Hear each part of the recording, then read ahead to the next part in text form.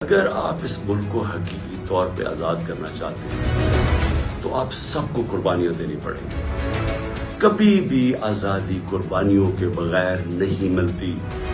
جو چھوٹا سا طبقہ قبضہ کر کے بیٹھ جاتا ہے، اگر آپ کا کسی کا خیال ہے کہ یہ جو قبضہ گروپ آرام سے چھوڑ کے چلا جائے گا، غلط فہمی میں نہ رہے۔ آزادی کے لیے قربانی اور جدوجہد دینی پڑتی ہے۔ آپ سب کو میں آج کہہ رہا ہوں کہ میں تو تیار ہوں، میں اس کو جہاد سمجھتا ہوں، میں پالیٹکس نہیں سمجھتا۔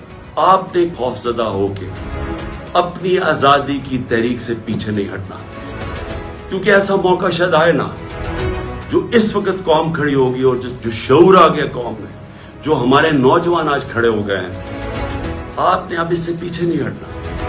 یہ تحریک ادھر پہنچے گی جدھر ہم اپنے آپ کو ایسے ایک وہ پاکستان بنے گا جدھر ہمیں کوئی خوف نہیں ہوگا کہ ہمارے اوپر کوئی ظلم کر سکے۔